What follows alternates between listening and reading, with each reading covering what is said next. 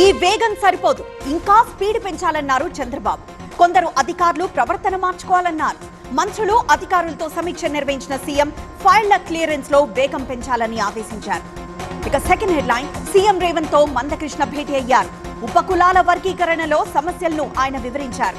మాదిగ ఉపకులాలకు మేలు చేయడమే లక్ష్యమన్నారు CM. అభ్యంతరాలను commission దృష్టికి తీసుకువెళ్లాలని సూచించారు. ఇక థర్డ్ హెడ్లైన్, వీరరాఘవరెడ్డి నేపథ్యాన్ని ఆరా తీస్తున్నారు పోలీసులు. పద్యాలతో జీతాలతో యువతను ఆకర్షించాడన్నారు. మతాన్ని ఉద్ధరిస్తున్నట్లు బిల్డప్ ఇస్తూ ఆలయాలకి వెళ్లి పూజారుల్ని బెదిరించడం పరిపాటిగా మారిందన్నారు. ఇక ఫోర్త్ హెడ్లైన్, ఏపీలో బర్డ్ ఫ్లూ టెన్షన్ కొనసాగుతోంది. తూర్పుగోదావరి, ఎన్టీఆర్ జిల్లాలో వేలాది కోళ్లు చనిపోయాయి. అప్రమత్తమైన తెలంగాణ సర్కార్ కోళ్ల వాహనాల్ని వెనక్కి పంపుతోంది. సరిహద్దుల్లో 24 చెక్ పోస్టులను ఏర్పాటు చేసింది. ఇక ఫిఫ్త్ హెడ్లైన్, కుంభమేళాకి భక్తులు భారీగా తరలి వస్తున్నారు.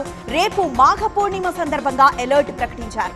ప్రయాగ్రాజ్ ను నో వెహికల్ జోన్ గా డిక్లేర్ చేశారు. రేపు కోట్లాది మంది పుణ్య స్నానాలు చేసే అవకాశం ఉంది.